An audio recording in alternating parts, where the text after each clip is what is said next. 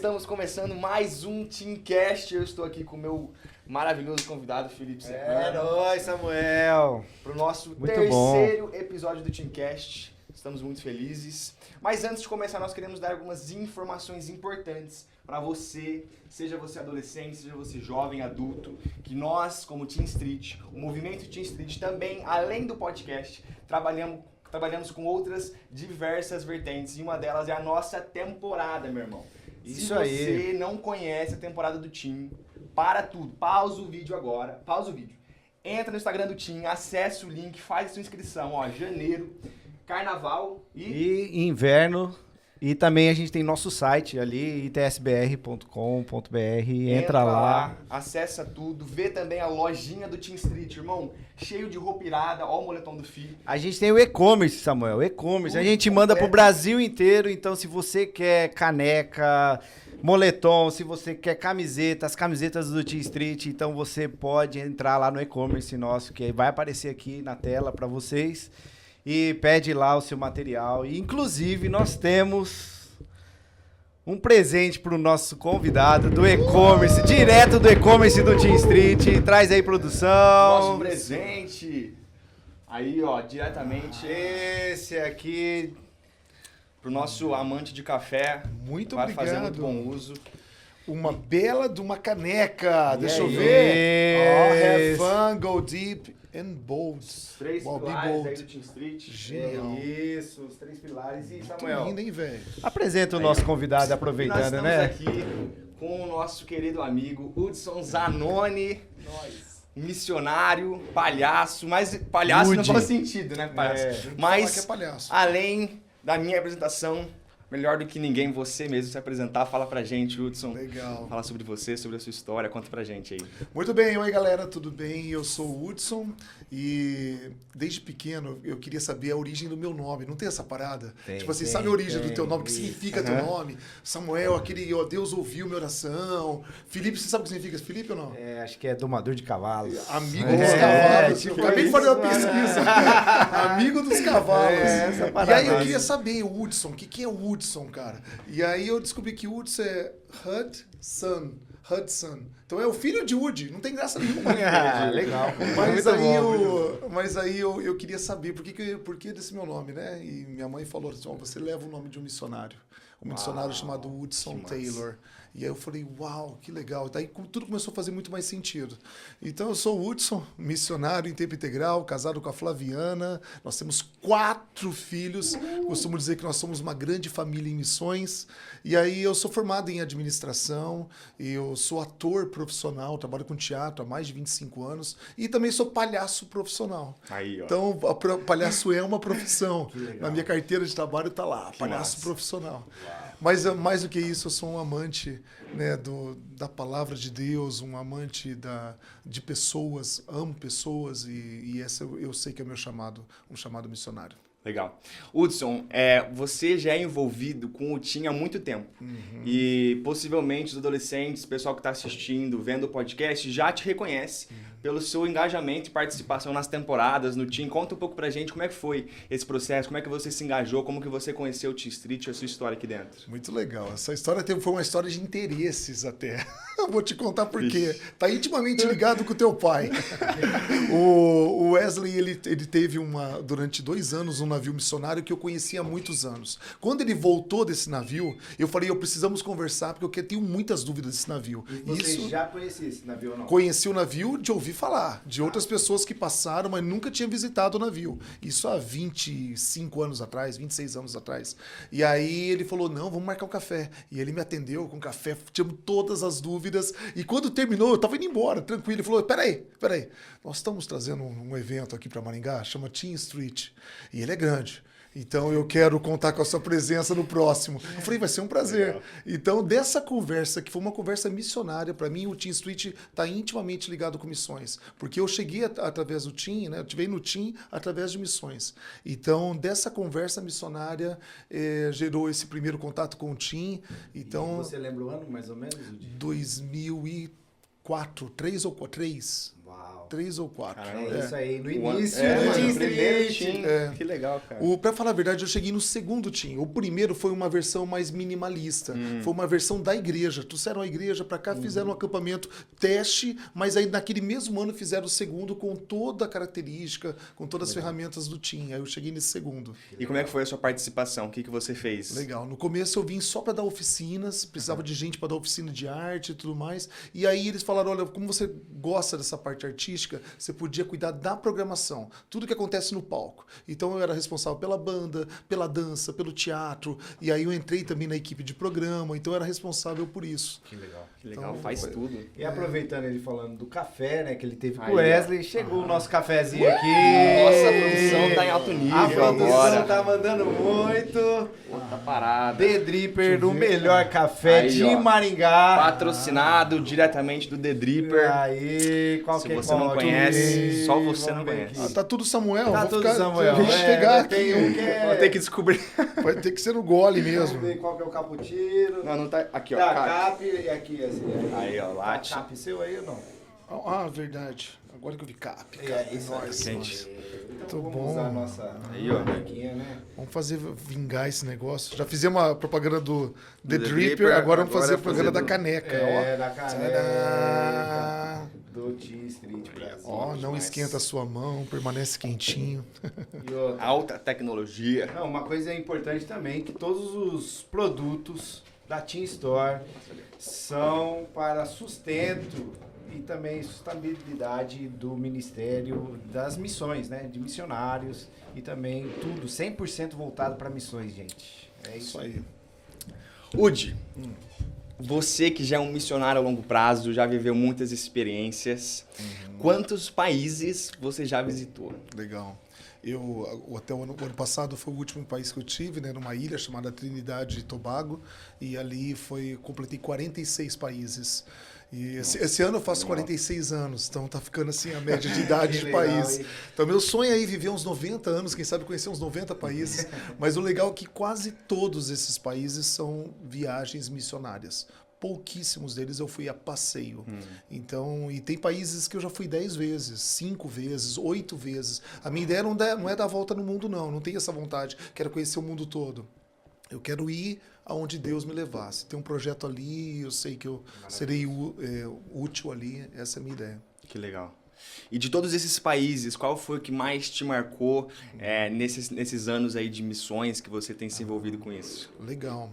Então, vários me marcaram profundamente. Eu estive num país pequenininho chamado Burkina Faso, que fica no noroeste Vamos africano. fazer o top 5 aí. Beleza. Vamos fazer um top 5. Então, tá bom, então eu vou começar de trás pra frente. Pode Isso, ser? isso. Trás pra Pode frente, ser, pode ser. Vamos fazer um top 5. Então, Burkina Faso foi um país que me marcou bastante, um país muito pobre, mas um povo muito amoroso, e foi uma viagem muito produtiva. A gente foi com uma equipe muito grande, com médicos, dentistas, missionários, e a gente foi abrir poços artesianos no meio do deserto do Sahel. Caraca, animal. Então, 50 graus na cabeça, e aquele povo precisava de água. Então, a gente abriu a água que eles podiam beber, mas falamos da água viva também, né? Falamos de Deus. Um outro país que eu gostei demais de trabalhar foi na Jordânia, trabalhando com refugiados iraquianos e sírios. Então, eles estavam fugindo da guerra, fugindo do Estado Islâmico e se refugiaram na Jordânia. Então, ali um trabalho muito sério também. Mas eu sou apaixonado pela Ásia. Então, os outros 3 últimos aqui são da Ásia, que eu sou apaixonado. Um outro país que eu gosto muito de trabalhar é a Tailândia. Tenho ido para lá muitas vezes. O outro é o Camboja, mas o top 1 para mim, que é o primeirão, se chama Nepal. O Nepal é um país pequenininho, entre a Índia e a China. Eu cheguei lá em 2015, pós-terremoto. Tinha acabado de acontecer um terremoto, e aí um pastor muito amigo meu, chamado Edson Teixeira, falou assim, vamos para lá. Eu falei, vamos. Chegamos pós-terremoto. Em alguns momentos pegamos ainda tremores na terra, ainda, que você não percebia, né? Caramba. Mas estava acontecendo um terremoto naquele momento. E nós chegamos lá, assim, para ajudar as vítimas do terremoto, mas nos encantamos com as crianças, com o trabalho que é realizado lá. Então, infelizmente, o Nepal tem uma história muito triste, é um dos países com maior nível, né, de tráfico humano. Então, as crianças são vendidas para prostituição, traficadas para o trabalho escravo. Então, a gente foi para lá para somar com ONGs e agências missionárias que resgatam essas crianças do tráfico humano. Então, isso ganhou muito meu coração. Então, eu estou indo para lá daqui um mês e novamente. Dessa vez vou levar meu filho. Que legal. Muito Aí, legal. ó, Calelzão. O Kalel faz aniversário hoje. Vai daqui uns dias isso aqui ao ar, mas ele faz... Kalel, isso aí. Mas o Kalel faz aniversário. Eu falei, o que você quer ganhar de aniversário? É uma viagem missionária. Uau! Então, Coração missionário é outra ele coisa, abriu irmão. mão. Abriu mão de uma festa, de tudo. Legal. Então nós vamos pro Nepal juntos. Quantas vezes você já foi pro Nepal? Essa vai ser a 7ª vez. Que legal. Já levei minha mãe pro Nepal. Contei, a primeira vez que eu cheguei, contei pra minha mãe, ela começou a chorar e ela falou assim, gente, eu preciso viver isso. Eu falei, então vamos. Ai, não vou conseguir. Vai sim. E minha mãe foi comigo pro Nepal antes da pandemia. Ficou encantada com o Nepal. Eu não sei se você pode compartilhar, às vezes tem algumas questões de sigilo, até pelo local e pelo trabalho que vocês fazem. Mas dessas viagens que você fez pro Nepal, como é que foi? O que vocês faziam, assim, o trabalho diretamente que vocês faziam com o pessoal lá? Legal. Então, assim, o Nepal tem uma capital muito grande chamada Katmandu. É um país pobre, mas é uma capital. Então tem aeroporto, tem restaurantes e assim por diante. Existem seus problemas na capital, mas só que em volta você encontra, né, a cadeia do Himalaia, onde são os maiores montes, né, do mundo estão lá. E nessas montanhas mora um povo chamado Sherpa. É uma casta do Nepal. Então são divididos em várias castas e uma das castas chamada Sherpa é o povo da montanha. Então se um dia você for subir o Everest, você precisa contratar um Sherpa. Ele tem que estar com você. Você não pode subir sem um Sherpa. E nós fomos trabalhar com essa casta, então no alto das montanhas. E ali descobrimos que é onde acontece o maior caso de tráfico humano, eles são nas montanhas. Então pessoas mal intencionadas da Índia cruzam as montanhas e por causa do hinduísmo, existe um porquê. Por que eles escolhem ali? Porque por causa do hinduísmo a mulher não tem muito valor. Então, por exemplo, assim, se o homem casado, o primeiro filho, ele está torcendo para ser um menino e vem uma menina. Aí já fica triste. Aí tenta o segundo. Menina. O cara tem 6 mulheres, não conseguiu ter um filho. Então ele se sente amaldiçoado por causa da sua religião e tudo mais. Devo ter feito alguma coisa numa vida passada. Eu tenho que sofrer nessa vida para vir numa vida melhor. Então eles acreditam dessa maneira e por isso eles descartam as mulheres. Então a gente viu ali muitas meninas que foram resgatadas, agências muito sérias que trabalham ali. São agências que trabalham com repatriamento.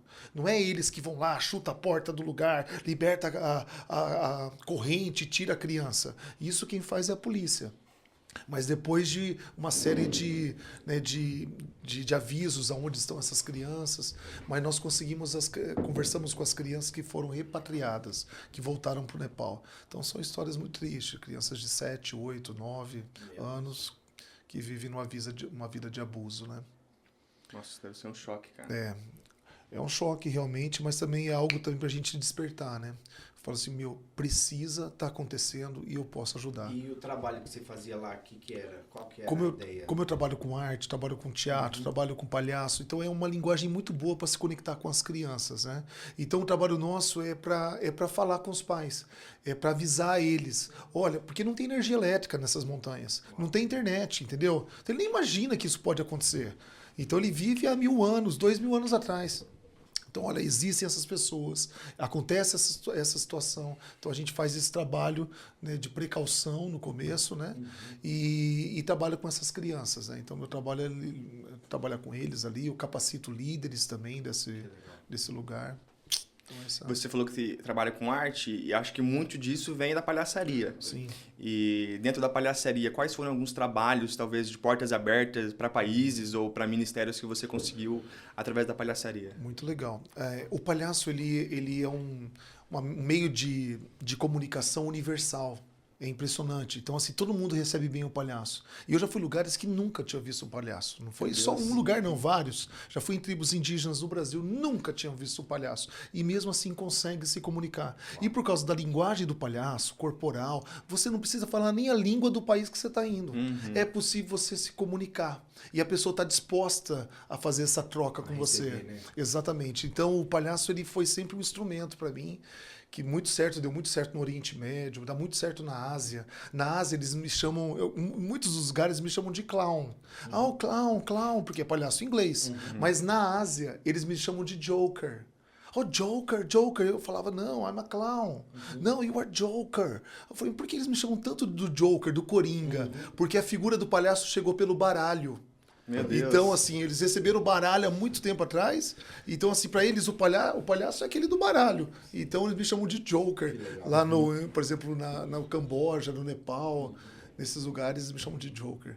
Mas é algo que abre portas realmente. Eu digo que é uma linguagem que é universal e uma linguagem atemporal. Funcionava há 100 anos atrás, funciona agora, vai funcionar depois. É. Então, A gente mesmo estava no navio há um tempo atrás, eu fui junto com o Hudson pro navio, a gente viu essa experiência lá. E quando a gente foi para África, era muito impactante, cara. A gente tentava uma comunicação, às vezes bíblica ou com ensinamentos e tal, mas a verdade é que a gente ganhava o coração deles era no palhaço. É verdade. Era quando começava a diversão, quando começava o teatro, e aí sim, com o coração aberto, chegava a ministração. Então, deu pra ver o quão poderoso realmente é, né? E a gente às vezes não valoriza, porque não parece algo que tem diretamente ligado com o ministério ou evangelização, mas é aquilo que abre portas, aquilo que conecta as pessoas.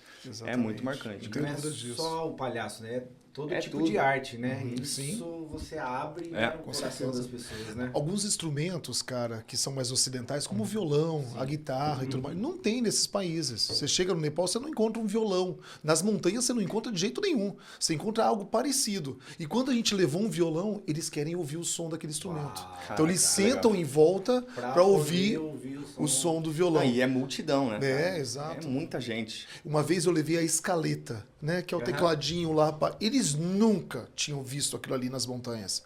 E eu toquei musiquinha simples, que eu não sou músico, mas eu toquei musiquinha simples. E como encantava. Eles ficavam tão curiosos com aquilo. É a mesma coisa quando a gente chega num outro lugar, né, e quer saber da cultura, da comida deles. Que legal. Muito bom. Deixa eu contar só mais uma coisa legal que eu sei que o Serrano gosta. Quando eu estive na África, junto lá com o Samuel, a gente esteve em Serra Leoa. E Serra Leoa é um país onde a religião tem muita feitiçaria. Então, dentro do palhaço, eu trabalho com malabarismo, eu trabalho com contação de história, mas trabalho com truques de mágica. Então, quando eu fazia os truques de mágica, eles ficavam com os olhos arregalados, que parecia feitiçaria. Então, eles queriam saber, meu Deus, faz esse negócio de novo. E eu fazia muitos, e aí vinha muitos adultos, não era só crianças, os adultos ficavam lá, faz de novo, faz de novo, faz de novo. E aí, às vezes, eu tinha que revelar um truque. Pra Gente, poder- ó, calma, é um truque, tá bom? sério. Isso aqui não tem nada a ver comigo, não tem poder. Mas Isso é não uma... é permitido, né? Os mágicos. Não né? é, não. Ai, o Mr. M. Mas às vezes eu tinha que revelar. Calma, gente, olha aqui, é um truque. Mas é para ganhar o coração deles, né? A mágica conectou bastante nesses lugares. Nossa, que top. Jude, eu tenho uns quadros. Para você que viu o nosso último episódio, a gente começou a série dos quadros. Boa. Então, como por ideia da Rafa puxou a ideia dos quadros e a gente gostou e a gente vai fazer isso também. Então, o nosso quadro de agora é o bate-volta missionário. Beleza. Eu vou te fazer umas perguntas. Na teoria, era para ser um bate-volta. Então, você responde rápido e a gente segue para a próxima. Mas como eu sei que tem muita profundidade nas respostas, eu vou querer ouvir. Se você tiver como complementar, manda bala, sem se preocupar Beleza. com isso. Qual foi o lugar mais desafiador que você já viajou ou fez missão ou já fez algum tipo de ministério? Legal. Durante a pandemia, eu fui convidado para ir para o Paquistão. Tava tudo fechado, todos os aeroportos estavam fechados, não dava para ir para fora, para nenhum lugar. A gente fechou, teve que cancelar mais de 20 agendas, né? Mas aí um dos aeroportos que abriu foi o Paquistão e eles nos chamaram para ir lá. Então o Paquistão, na época, era o 7º país no ranking de perseguição, de acordo com Portas Abertas, né? E nós chegamos lá e o pessoal falou assim, vocês precisam ter escolta militar com vocês 24 horas. Então Deus, tinha cara. 2 soldados com 2 metralhadoras enormes. E conforme eu estava andando ali, eu achava que era desnecessário. Gente, o pessoal botou muita pressão, nem é assim, né? Mas nós passamos algumas situações ali de perseguição que a gente viu, se não tivesse aqueles soldados, poderia ter acontecido algo pior. Então foi algo que marcou muito, porque para realizar um culto tinha que fazer um perímetro de segurança surreal. Fazer um culto com 100 pessoas, mas tinha que fazer um perímetro nos 2 quarteirões para cá, 2 para lá, 2 para lá, e botavam pessoas armadas para evitar qualquer Ação possível terrorista. terrorismo, exatamente. Caramba. E a gente passou por uma situação ali de perseguição bem séria. Falou, olha, já deu o tempo de vocês, vão embora. Então aquilo me marcou bastante. E esse comunicado veio de terroristas, da polícia? Deles mesmo. A gente foi num lugar de evangelismo, era uma fábrica de tijolos. Depois faça essa pesquisa, entra no Google, coloca lá escravos escravos mesmo, em fábricas de tijolos no Paquistão. Quase todos são cristãos e eles vivem nessa situação de escravidão porque eles deviam um valor, o avô devia, não pagou, o pai devia, não pagou e o cara nasceu ali. E ele está lá há 40 anos trabalhando de forma escrava.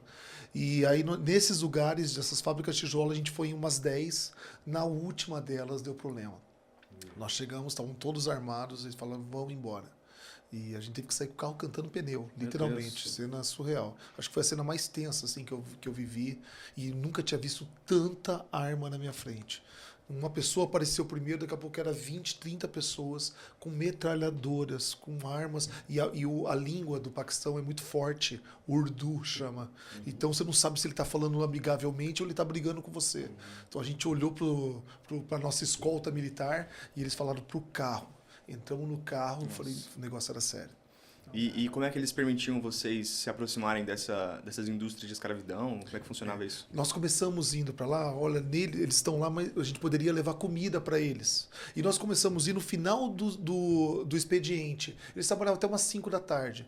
É uma situação muito triste. Eu tenho algumas fotos e vídeos ali daquilo que a gente viu, mas assim, eles precisam trabalhar, precisam fazer, cada família tem que fazer 600 tijolos por dia. Então é muito pesado, muito forte. Quando dá o final da tarde, era o horário que eles permitiam a gente chegar, porque a gente levava comida. Então para eles era hora, tá trazendo comida para eles e tudo mais. Mas aí na última fábrica, a gente chegou meio-dia. Vamos levar no almoço. Mas meio-dia eles não param para almoçar. Então, o meio-dia é o auge do trabalho, do rendimento deles. Nós chegamos, eles pararam, começamos a fazer a fila, eu estava de palhaço. Começamos a apresentar, aquele monte de criança, daqui a pouco fecharam a gente. Começaram a bater no pessoal para eles voltarem. Chutar, a gente levou marmitas, chutavam as marmitas, bateram no motorista que estava levando essas marmitas. Enfim, aí nós entramos no carro, fomos coagidos, entramos no carro e fomos embora.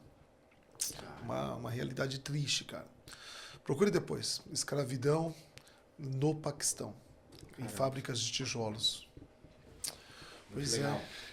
Próxima pergunta, então. Qual foi... Agora o contraste. Eu não sabia que ia ser pesado assim. Olha o climão que você deixou, cara. Eu vou falar agora. Qual a comida mais diferente que você já experimentou, cara? As comidas são várias, né? Vamos dar um quebra-gelo aqui, né? Boa. Comidas são várias comidas. Então, assim, eu já tomei um suco de uma... Existe uma árvore na África chamada baobá. É a única que sobrevive no deserto.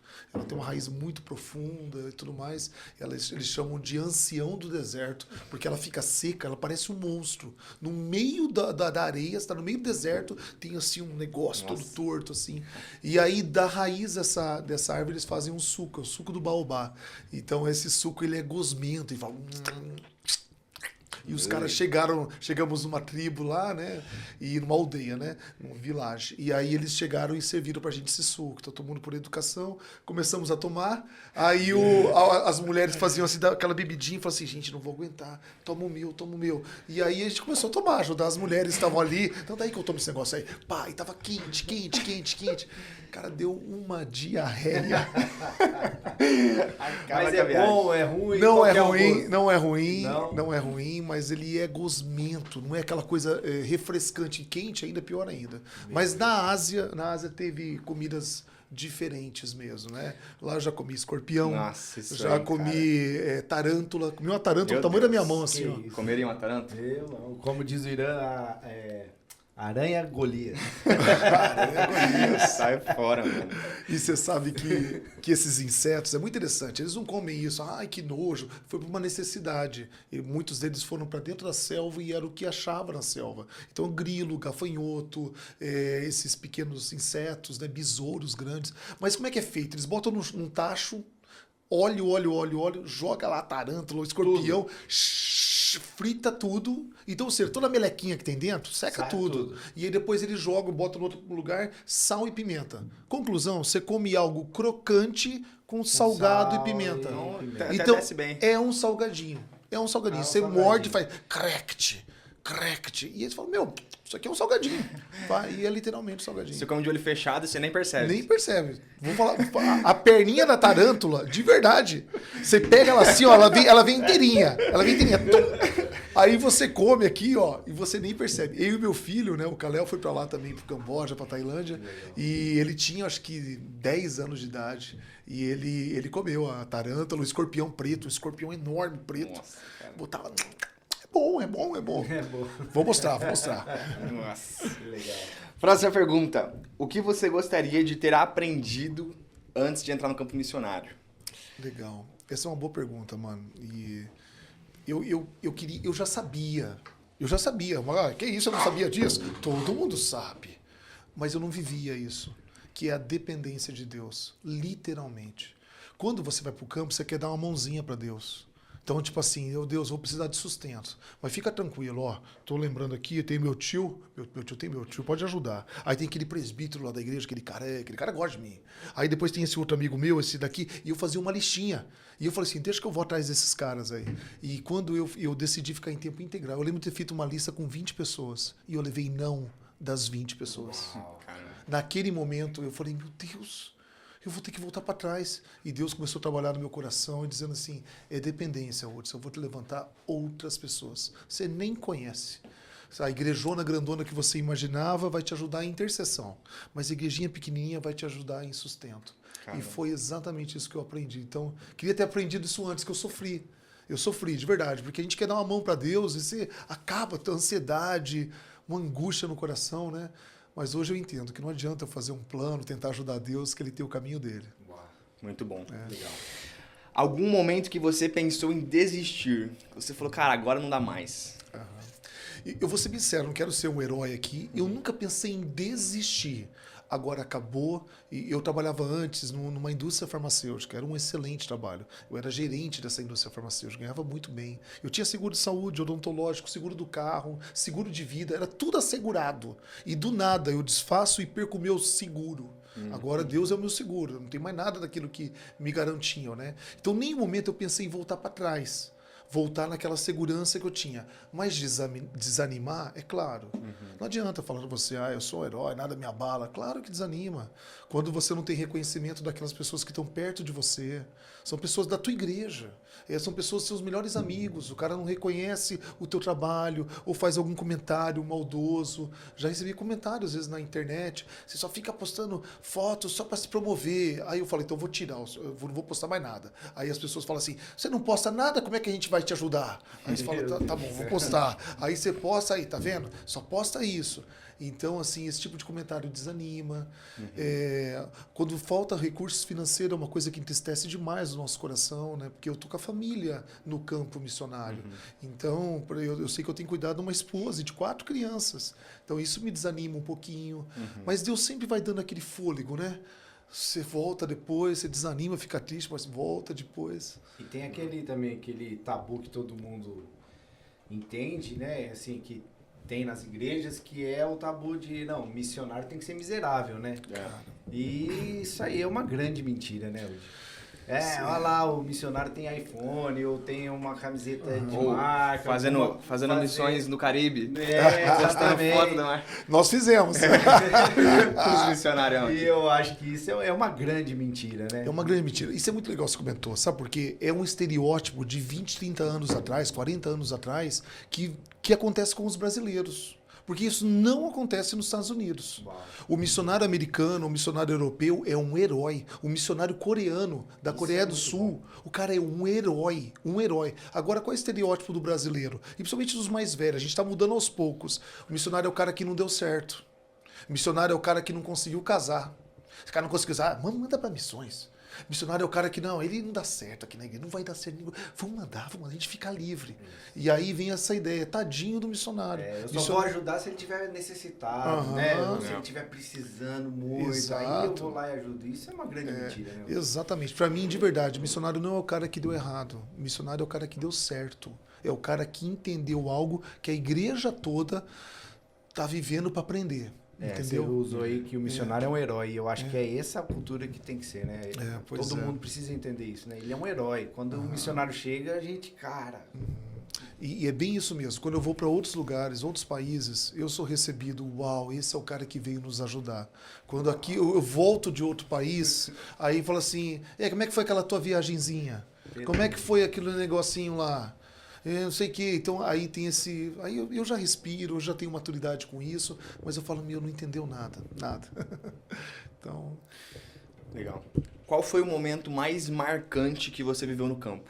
Esse momento que você lembra hoje com detalhes que te impactou profundamente. Ó, vou falar do momento que marcou demais. Foi quando eu fui com toda a minha família pro navio Logos Hope.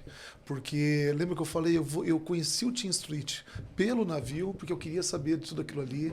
Quando eu ainda não tinha filhos, casado, eu e a Flaviana, nós falamos, vamos ficar agora 1 ano no navio. O navio ele estava num lugar muito distante, chama Ilhas Salomão. É depois depois da Austrália, Ilhas Fiji, Salomão, Vanuatu. Era impossível chegar lá, que você tem que embarcar onde o navio tá. E naquele momento era o tempo que a gente tinha, a gente falou assim, não vai dar certo.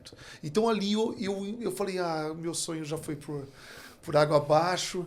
E aí depois veio o primeiro filho, o segundo, o terceiro, o quarto. Agora que não tem possibilidade alguma. Mas aí Deus levantou, né, pessoas, levantou um ministério, Deus abriu uma porta tremenda. Falou assim, olha, nós queremos mandar pessoas para o Logos Hope, mas olha, eu quero muito ir, mas nossa família, nós somos em 6. É cara essa brincadeira. Não tem lugar que coloca 6 pessoas. Não tem uma cabine que cabe 6 pessoas. E aí uma mensagem começou a orar, e uma mensagem foi e voltou, eles serão bem-vindos. Então, quando eu pisei no navio, eu lembro de ter chorado, assim, ninguém entendia por quê, e eu fiquei no cantinho, eu chorei, porque aquilo ali para mim era um sonho realizado mesmo. Então, nós ficamos lá 8 meses no navio com toda a família. Então, eu vi as 4 crianças crescendo, e correndo, e ajudando no ministério, aprendendo inglês. Então, para mim, aquilo foi muito marcante. Despertar também, né, para as crianças. Foi um né? despertar. Tenho certeza. Quando você falou que você foi com a sua família inteira, eu acho que uma coisa que ressalta muito no meu coração é que muitas vezes conversando com adolescentes, eu sinto que muitos deles têm uma dificuldade de entender que não existe um tempo para missões. Eu já tive conversas com adolescentes que chegam em mim e falam assim, Samuel, eu não consegui uma oportunidade para fazer missão depois da escola.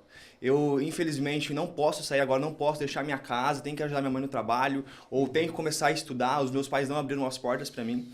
E parece que a chama deixa de queimar, porque ele perde a esperança. Não, esse era o tempo, esse era o momento.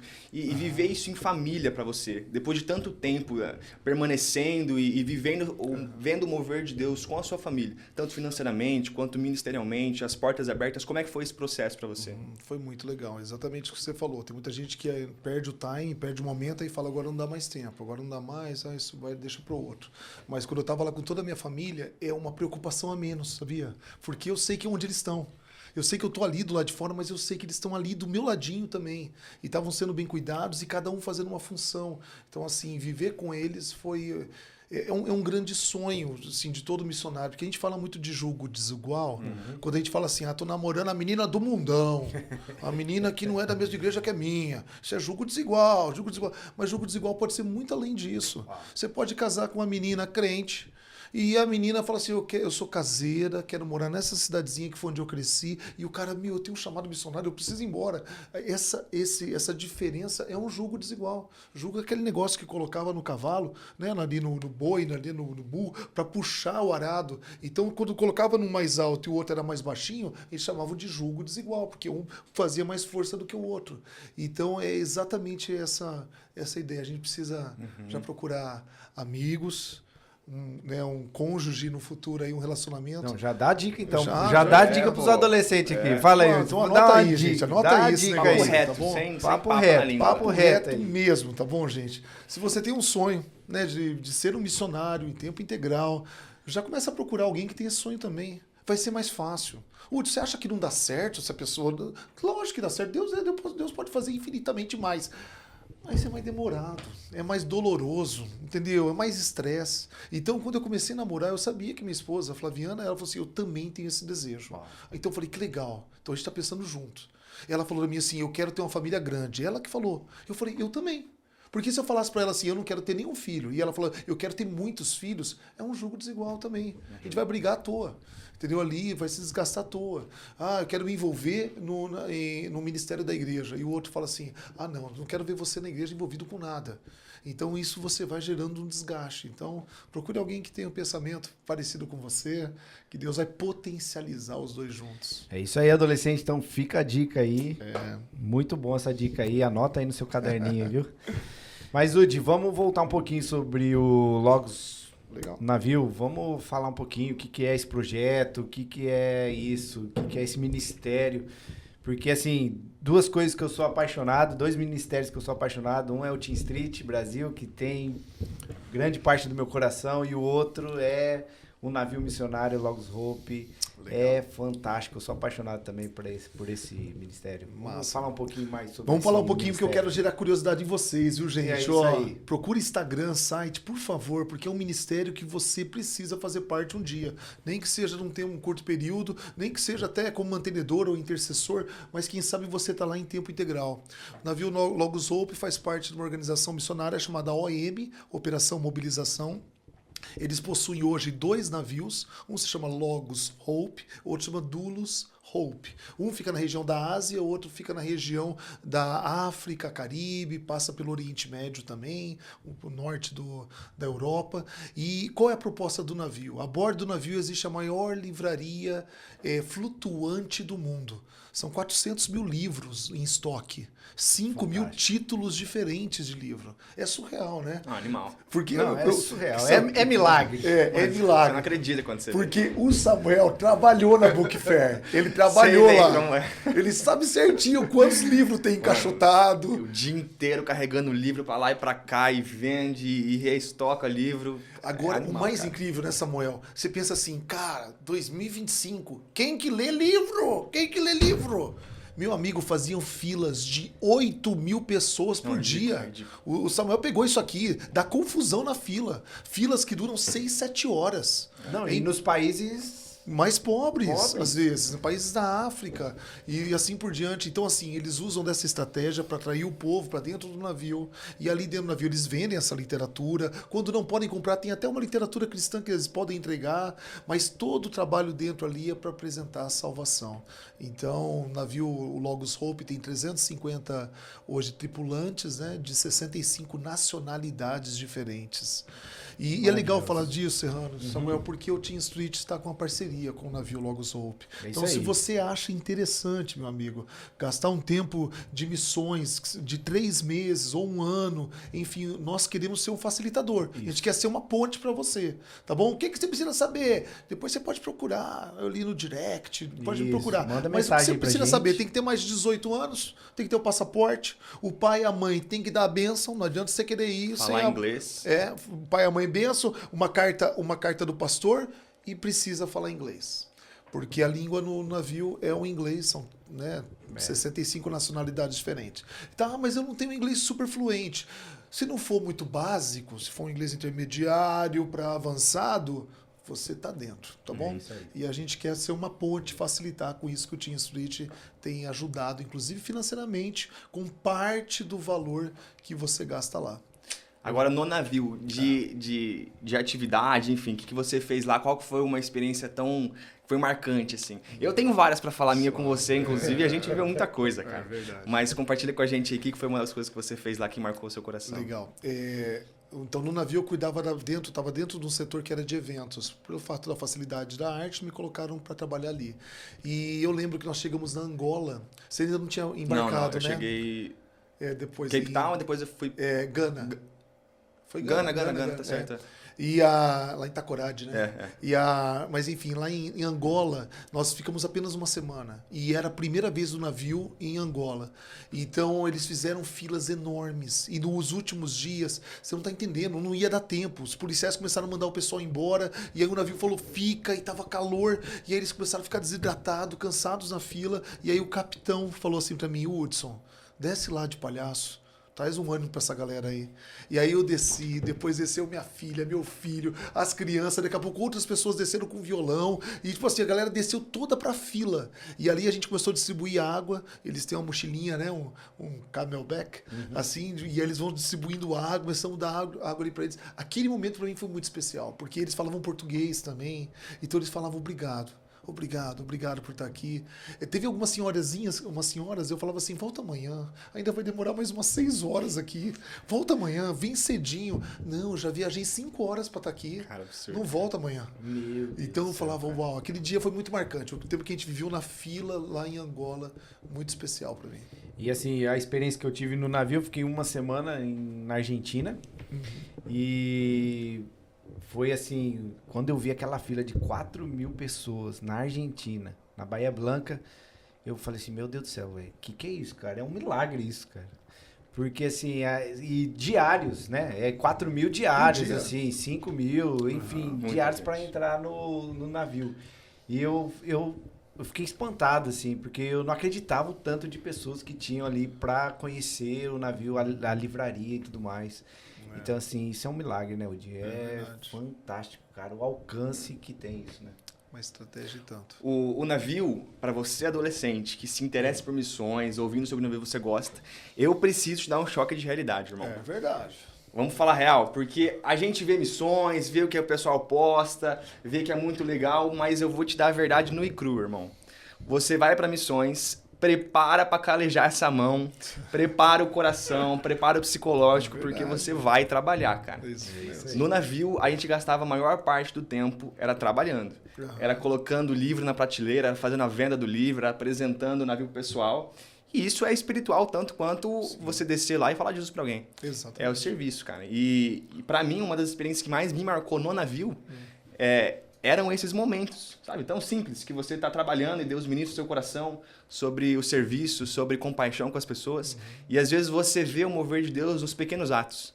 É numa palavra de bênção, é no agradecimento, é no encorajamento numa fila, é passando um livro para uma pessoa e você dava um descontinho para quem você via que estava difícil ali. Você, alô, galera, bora falar um pouquinho. Vai, passa. Você ajudar as pessoas, então também é importante que você tenha um coração disposto a servir. E eu acho que isso foi uma das coisas que marca muito no campo. Você aprende que, além do ministério que a gente tem como referência, também é o serviço e o trabalho. Muita gente acha que é um cruzeiro. E não tem nada a ver com cruzeiro. Muita gente. Não tem piscina, não tem sal, não tem escorregador, não tem comida toda hora, não tem salmão.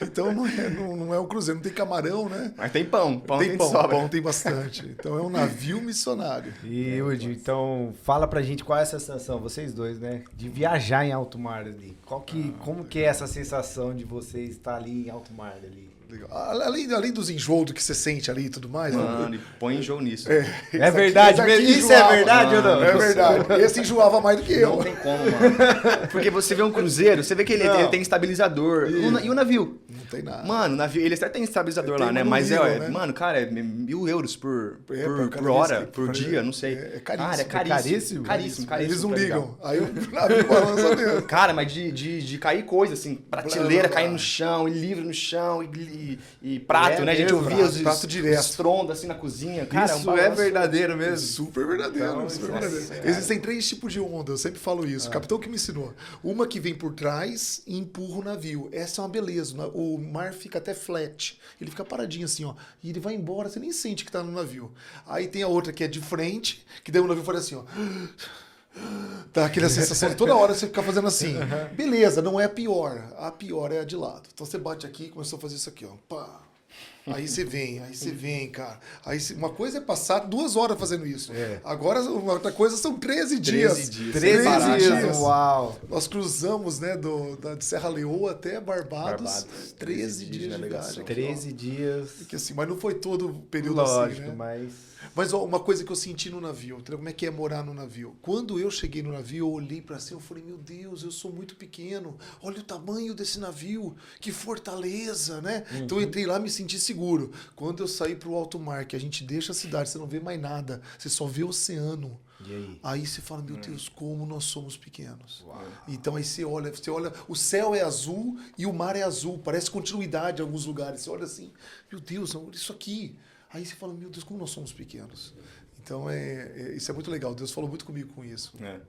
Cara, e o céu estrelado, você vendo os animais no mar. Cara, o que a gente viu de golfinho, Baleia. baleia. Cara, é fenomenal. É mano. lindo, é Uma lindo. navegação de 13 Legal. dias, você vê de tudo. O peixe voador, que eu tinha um sonho de ver isso daí. É. Os peixes voador, mano, que você batia, mano, eles ficavam assim, 1 minuto flutuando e caía de novo, Alguns velho. caem no navio, eles voam, eles saltam da água e caem dentro do navio. Meu, e é Acontecia muito alto, isso, cara. e é alto, cara. O É, cara é. sair do mar, cair lá dentro, assim, do louco, deck, o é navio muito alto. É muito alto, é muito alto. É impressionante, cara. Eles ficam de verdade 30 segundos, 1 minuto flutuando, cara. Abre aquelas linhas e fala, meu, um peixe ou um pássaro? Que legal. É lindo, cara, é lindo. Que legal. Vamos pro próximo quadro? Vamos lá, vamos lá.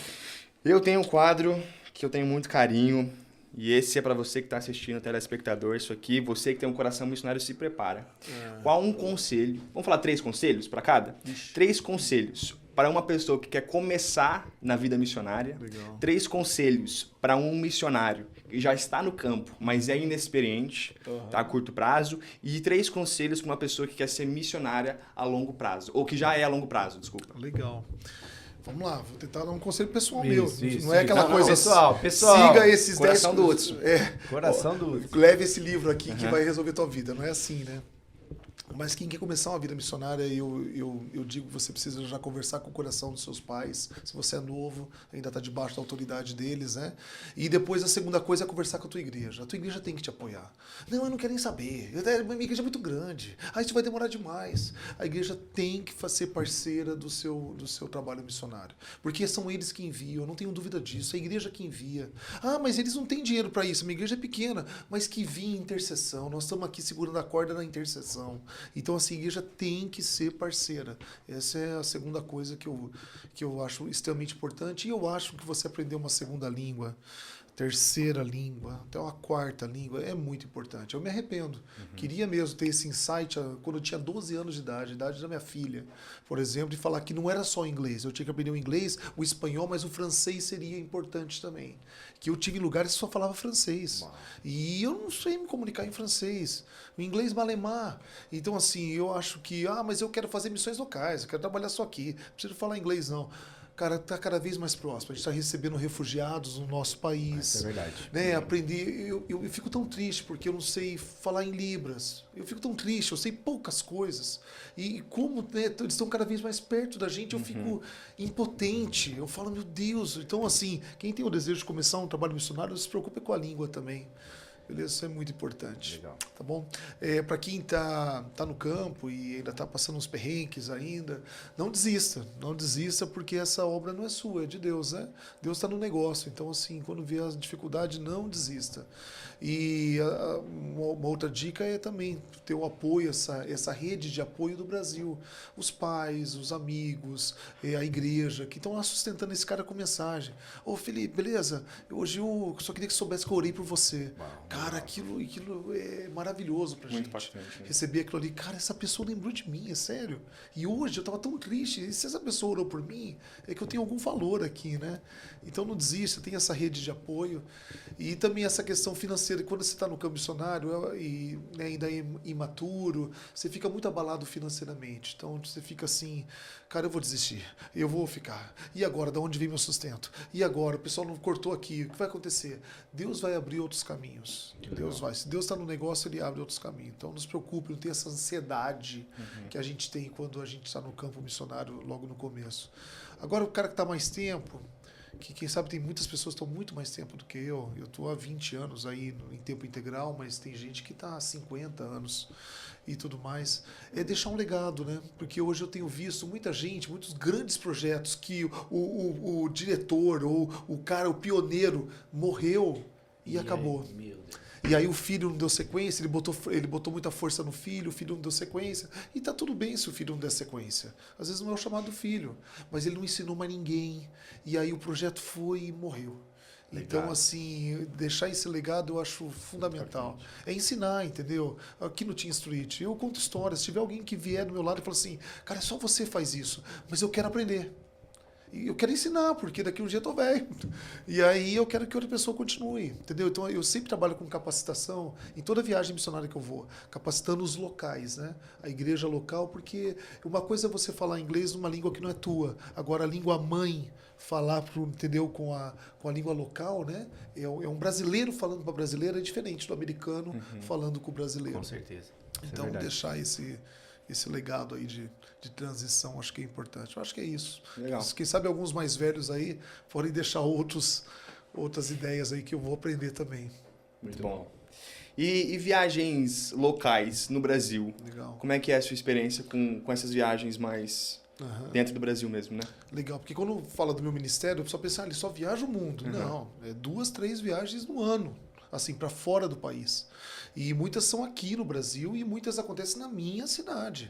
Então eu sei que esse aqui é meu campo missionário. Então semanalmente eu estou 3 vezes por semana nos hospitais, trabalhando com palhaço em hospital, visitando, e eu sei que esse é meu campo missionário. E aí eu tenho alguns contatos, tanto em Maringá, projetos em Maringá, mas também fora daqui, em outros estados. Trabalho com pessoas em situação de rua, trabalho com pessoas que são de comunidades quilombolas, tribos indígenas. Então aqui no Brasil, eu estou indo todo ano para quilombolas, né, para o sertão nordestino, estou indo para o centro de São Paulo trabalhar com dependentes químicos que ficam na Cracolândia, naquela região. Então indo lá para tribos indígenas no Mato Grosso. Então o campo missionário no Brasil é vasto. Então a gente tem falado demais aqui, gente, sobre, né, outros países, o navio, mas Deus pode te usar poderosamente no seu colégio, na sua faculdade, no seu trabalho, no teu bairro. Então Deus vai usar onde você está. Eu lembro de uma história que você compartilhou com um grupinho no navio, quando a gente estava numa mesa de noite. Cara, marcou muito.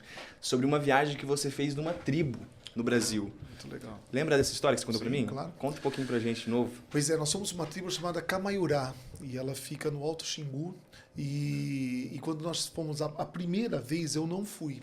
E o missionário local, né, o missionário amigo nosso que foi para lá e tudo mais, na hora de ir embora, o indígena ele gosta muito da troca ainda, o escambo. Olha, deixa essa caneca comigo. E ainda hoje? Ainda, somente nas tribos mais preservadas, como era essa que eu tava. Então eles só troca esse daqui comigo com esse colar, com esse artesanato que eu tenho e tudo mais. E aí a gente trocava, né? E esse meu amigo, que ele foi antes do que eu, ele pegou e deu para ele uma lanterninha. É uma lanterninha que ele tem ali, ele é solar, então não precisa de pilha. Você deixa no sol, ele carrega. E além da lanterninha, você tem ali um MP3. Você bota lá um SD assim, SSD pequenininho, e tem a Bíblia ali toda falada. E ele deixou essa lanterninha. 1 ano depois a gente volta, aí eu volto. Quando chegamos lá, ele foi naquele amigo, né, que morava naquela tribo, ele era filho do cacique. Então aí ele chegou lá e eles estavam com a lanterninha ligada ali, ouvindo a Bíblia, e tinha umas 40, 50 pessoas Depois assim. de 1 ano. Um ano depois. Não. Aí, olha só que interessante. Eles ouvindo ali, eu lembro que tava... Sabe Pega essa aí, velho. Pega Não, essa. olha que legal, Serrano. E tava em números. Em números é enjoado você ouvir. Fulano que gerou ciclano, gerou ciclano, que gerou ciclano. E aí, beleza. Quando terminou, a gente falou, gente, não acredito, aquilo ali é mesmo, que bacana. Olha quanta gente, ficamos ali. Quando terminou, a gente abraçou todo mundo. E aí o filho do cacique falou assim pro missionário amigo nosso, né, que veio, né, que era o primeiro contato dele. Ai, que bom que você voltou. Porque a gente tem muitas perguntas pra fazer. Aquilo, mano, me ganhou o coração, velho. Aí sentamos ali, tá, qual perguntas você quer? Por que um Deus tem um filho e tem que morrer? Então, assim, sabe, esse tipo de pergunta forte. E eu falei, meu, não é possível. Profundo já, É. eles já estavam na profundidade ali, né? Como que um Deus tem um filho e ele dá o que ele tem de melhor e esse tem que morrer?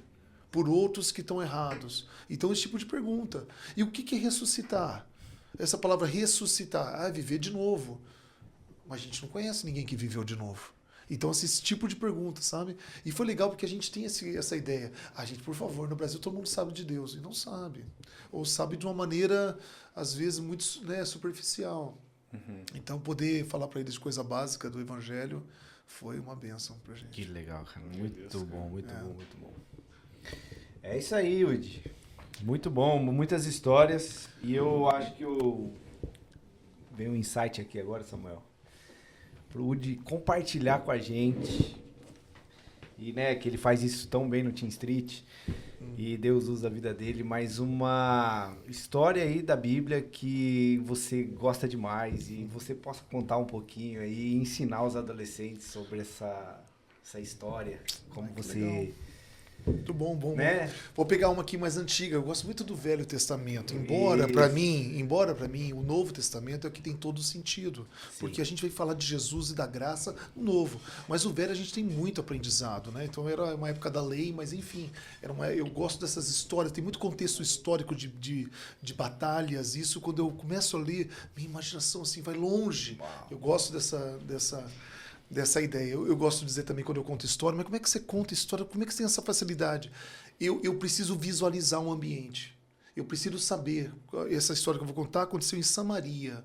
Tá, o que é Samaria? Entra no Google, gente. Samaria. Ah, tá, ok. Fica mais no norte, fica na situação, a temperatura lá é 42 graus. Eu preciso entender o calor, a temperatura que estava acontecendo. Eu preciso entender quem são as pessoas, quem é esse povo que ataca, quem que é aquela situação. Então eu consigo visualizar. Então, para mim, isso tem mais sentido. Mas a Bíblia vai nos falar lá em 2 Reis sobre essa cidade, Samaria, que era uma cidade tão importante. Os assírios. A gente não tem mais hoje a Assíria. Hoje nós temos a Síria.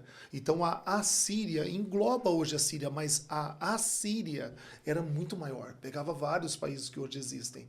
Então, a Síria, os assírios, eles eram um país muito forte, né? Era uma nação muito forte, guerreiros. Eles invadem Samaria e eles levam cativo o povo para a Síria. Levam todos para lá.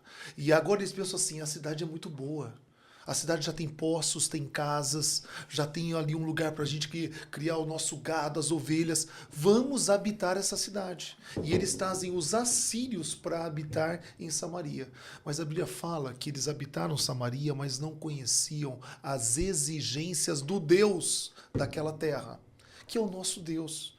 Era um povo que acreditava em diversos deuses e eles não conheciam o Deus verdadeiro, o Deus de Israel.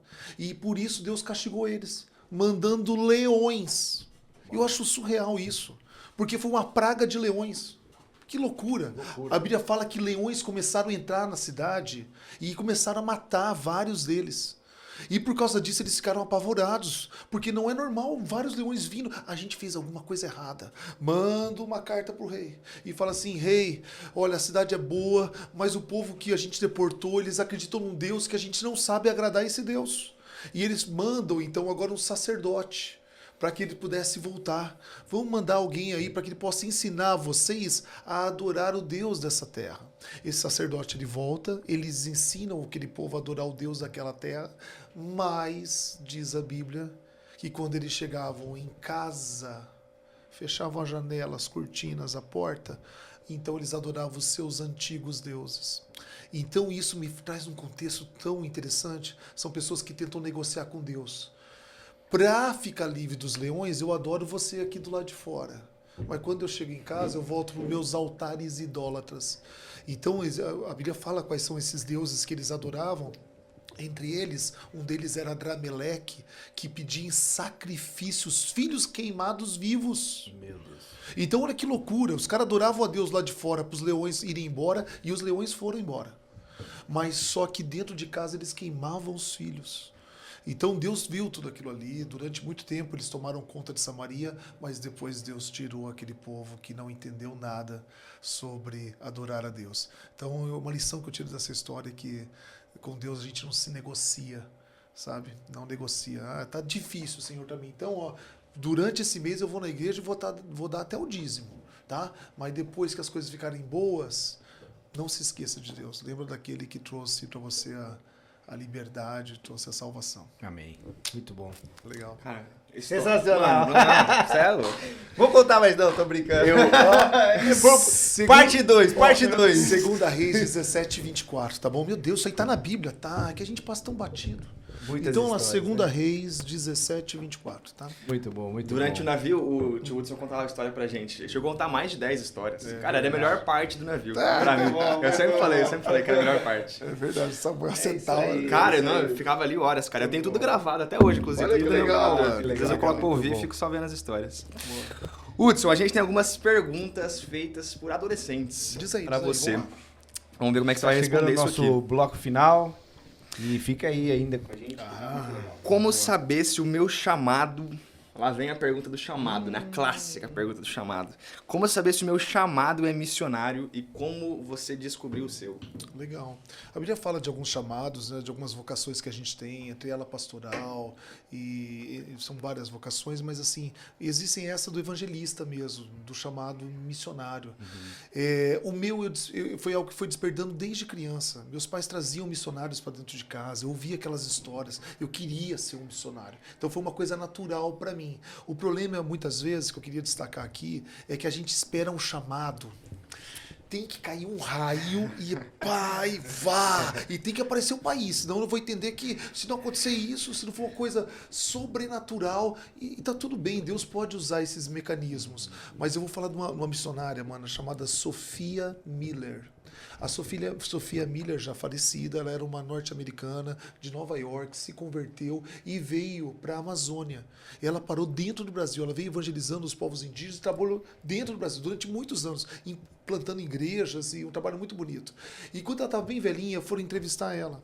E falou assim, Sofia, fala pra gente como é que foi teu chamado. Eu quero saber, que você ouça essas histórias. Como é que foi o seu chamado? Ela foi tão sincera que eu acho que eu faço a minha resposta. Ali, com a resposta dela. Meu chamado? Eu abri a Bíblia, vi uma ordem, fui lá e obedeci. Simples assim. Eu falei, gente, e a gente coloca muito empecilho, cara. A ordem tá lá, cara. Ide por todo mundo. Então é pra mim, é pra você. Poderoso isso, muito poderoso. Eu li, é uma ordem, é um mandamento, fui lá e obedeci. Muito e poderoso ela se entregou, né? É claro, eu vou ser bem sincero, né? Mas é que eu não levo jeito para essas coisas. Eu acho realmente que o chamado missionário é específico para algumas pessoas. Tem gente que não liga onde dorme, onde come, tem uma facilidade para aprender uma língua, tem uma expressão artística incrível. Então eu acho que Deus chama alguns mesmo para um trabalho transcultural, ou para largar a mão de tudo e viver 100% lá naquele sertão nordestino. Então eu acho que é assim, mas continue orando e saiba que Deus tem um chamado para você. Não pense assim, é para ele, é só para ele. É para você também. Você não precisa de um chamado para fazer missões. Exato. Acho que essa é uma frase que tem que estar no nosso coração. É verdade, você tem razão. As missões, elas são todos os dias, a todo momento. Você pode fazer uma viagem missionária, ter experiências, Exatamente. não precisa ser um chamado divino de Deus. Né? Acho que isso é importante a gente ter em mente. Como saber para onde ir? Deus revela o país? Como foi para você? Isso é legal. Tem gente, por favor, tira isso da sua mente, tá? Tem gente que pensa assim, eu acho que ele faz assim, ele tem um mapa mundi, ele tem um dardo, vira de costa e joga. Tá. Onde caiu? Bangladesh, vamos pra lá. De jeito nenhum. Quem faz dessa maneira é uma maneira imatura. E hoje você precisa trabalhar em parceria com uma agência local. Você tem que ter alguém que domine a língua de lá. Por exemplo, eu vou para o Nepal agora, eu não falo Nepali. Então eu tenho pessoas ali dentro, missionários brasileiros que estão há muitos anos lá, já traduz para o Nepali. Eu posso pregar numa igreja em português que ele traduz para o Nepali. Ou se não, o próprio Nepali mesmo, o pastor que é do Nepal, e eu falar inglês com ele para que ele possa falar para o povo dele. Então assim, eu acho que tem que ter trabalho com agências missionárias locais e você precisa entender realmente se existe esse chamado para aquele lugar. Tem gente também que faz uma coisa assim, só vou ser missionário se eu for para a África. É um estereótipo que existe ainda também. Eu tenho que ir para a África. Se Deus está chamando para a África, vai. Mas você pode ser um missionário onde você estiver também. Então, nada de sorte, nada de... Eu também não gosto disso, pegar a Bíblia e fazer assim... Tum. Deixa eu ver o que Deus quer falar comigo hoje. Então, assim, essa loteria, assim, eu não acredito nisso. Deus está falando com você através do seu pai. Deus fala com você através do seu pastor, através de uma música. Então, ele vai te direcionar nesse chamado aí, para onde for. Muito bom. Outra questão que a gente recebeu é como lidar com situações financeiras. Você, como missionário experiente, deve saber mais do que ninguém como é que foi para você e o que você sugere para quem está no campo ou quer engajar nisso agora. Legal. Gente, a palavra da mim que uma das palavras, tá, que resume o missionário é renúncia. Então você sabe que uma vida missionária existe uma renúncia. E eu não lembro a última vez que eu tive poupança. Eu tinha poupança quando eu trabalhava, eu tinha poupança, era isso que eu chamava. Botava lá o dinheirinho, ficava rendendo. Hoje tem as aplicações para. Hoje parece que é um saco furado. Quanto mais se coloca, vai vazando, mas não falta. Então, assim, não sobra. Não sobra. É uma coisa que eu coloquei, eu sei disso. A partir do momento que eu decidi ficar em missões, eu sabia que eu não ia ter riqueza. Já falei para meus filhos, ó, não tem muita coisa para deixar não, viu, gente? É uma moto, é uma coleção aqui disso, daquilo outro, pode ficar com as minhas roupas. Mas assim, então entender que é uma vida de renúncia, entender que é Deus que dá o sustento, então foi aquilo que eu falei, não precisa tentar ajudar Deus, que Deus vai levantar o sustento, e aprender que a gente vive com pouco. É possível viver com pouco, né? O ano passado, então, quando nós estávamos no navio, é impressionante, eu tenho uma casa hoje, eu moro numa casa, tem 3 quartos. No meu quarto tem suíte, tem até um banheiro no meu quarto. Não, tem um jardim que meus filhos podem brincar. E eu larguei tudo. Ano passado a gente morou dentro de uma cabine pequenininha com 6 pessoas. Só tinha cama, um armarinho e um banheirinho que é uma cortininha assim, que fechava em você. Você levantava o braço e ficava batendo na cortina. E eu falei, como é que nós vamos nos adaptar aqui? E 10 dias depois a gente falou assim, eu não preciso de nada mais do que isso. Então assim, a gente a gente se adapta muito fácil. Então, viver com pouco, né, na simplicidade, e saber que Deus está levantando os recursos. Eu lembro de uma vez que a gente conversou, que você estava dando algumas sugestões sobre como levantar recurso para o missionário. E eu lembro que uma das dicas, só para te relembrar, mas você compartilha isso, né? De que quando a gente vai para algum lugar que as pessoas têm interesse com a cultura ou querem saber mais, que você sugeriu a gente de comprar itens e fazer bazar e vendas na igreja. Conta um pouco pra gente como é que seria esse processo. Legal. Para quem quer fazer uma viagem missionária, a gente precisa levantar recursos, você pode pensar em várias coisas. Eu já vendi pizza, campanha da pizza, beleza, já fiz a apresentação de teatro, que o valor da apresentação será revertido para aquilo.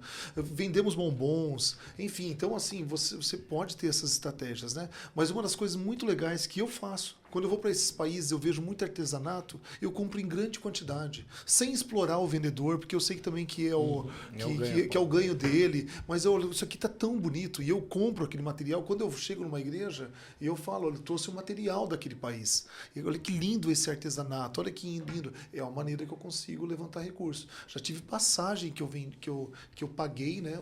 Com esses materiais que eu trouxe. Que legal. Daí você traz os baratos, você coloca um valor mais agregado, você não está explorando, mas o pessoal sabe que aquilo é para missões. É para missões, né? Então sabe que eu vou estar ajudando. E é uma coisa ruim, cara. Eu tenho uma crítica aqui, mas é ruim mesmo, porque eu tenho essa experiência fora do país e aqui no país. O Brasil ele precisa de uma coisinha para te ajudar, entendeu? Eu quero te ajudar, Felipe, mas você não tem uma caneca para me deixar? Eu compro a caneca. Dar o dinheiro para você eu não gosto muito. Mas comprar a caneca eu compro. É impressionante. O brasileiro gosta disso. De levar uma coisinha. E às vezes é um panfleto. Eu tenho lá os panfletos da minha família. Posso levar o panfleto? Pode, leva o panfleto. Parece que, tipo assim, te dei uma oferta, mas levei o panfleto. Só pela sensação de... Enquanto outros países que já têm uma... Né, que é o berço desses missionários. Eles falam, meu amigo, eu vou te ajudar... pelo aquilo que você é, não pelo que você faz. Então é pela missão. Muito bom. Sem ter nada em troca.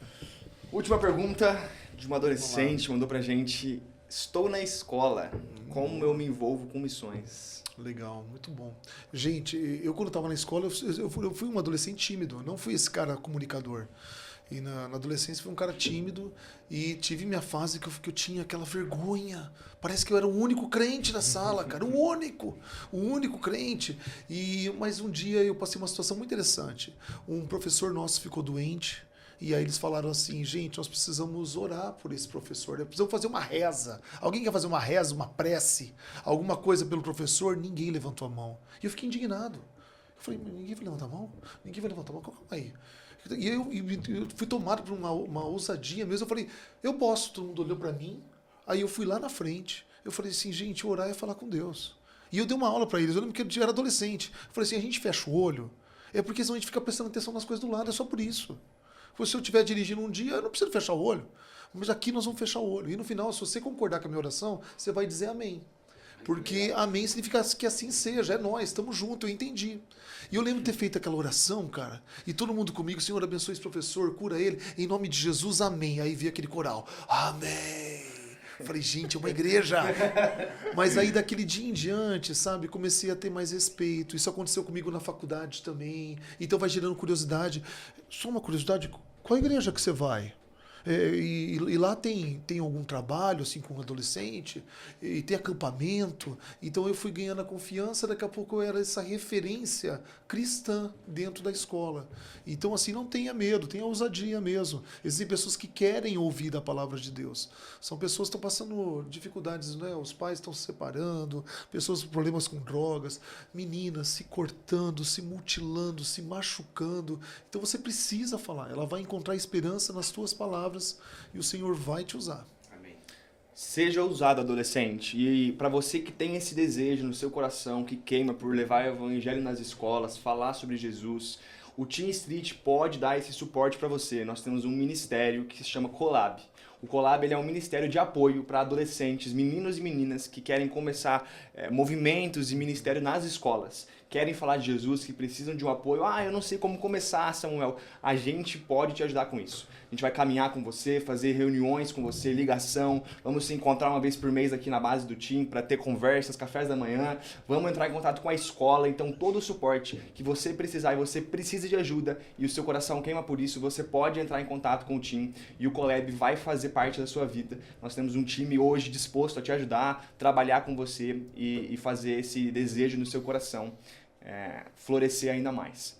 Beleza? A gente também tem uma plataforma, né, com vídeos explicando como começar um collab, né, começar ali um grupo pequeno na sua escola. Então a gente tem ali essa plataforma também que você pode acessar. São vídeos explicando, né, como você começar ali seu grupo pequeno na sua escola. Bem legal. Muito bom. Hudson, você quer compartilhar um pouco daquilo que você faz? Talvez se o pessoal queira engajar com missões ou com alguma parte artística, se eles podem entrar em contato com você, como é que funciona isso? Muito bem, gente, sou uma pessoa super acessível. Eu aquele cara que você procura no Instagram, ele manda mensagenzinha, eu respondo, você acredita? Respondo de verdade. Então, assim, eu estou trabalhando aqui em Maringá, capacitando líderes, pessoas que querem trabalhar com palhaços, quem sabe levar o palhaço para a escola, o palhaço em um hospital. Se você tem um grupo de teatro, a gente pode trabalhar na igreja com capacitação, com teatro. E fora isso, nós temos liderado várias caravanas, viagens de curto período, que às vezes você fala assim, eu não consigo ficar 20 dias. Um mês, vocês ficaram 8 meses, aí para mim não dá. Mas um final de semana eu consigo. Então, assim, a gente tem levado o pessoal para trabalhar com pessoas, né, lá em situação de rua, em São Paulo, nós temos levado para o sertão, para tribos indígenas. Então, se você tiver interesse, eu posso ser uma ponte para você. Ou quem sabe falar para você assim, eu estou morando aqui no Nordeste, então procura essa missão que eu conheço. Está pertinho de você ali. Então, conte comigo para ser um facilitador. É isso aí, manda lá uma mensagem pro Woody no seu Instagram. E se você também sentiu no coração de ajudar ele financeiramente, o seu ministério, já manda lá também, né, Woody? Amém. E fala, eu quero ser um colaborador aí do reino, das missões, levar o evangelho aí para todo mundo aí. Muito bom. Beleza?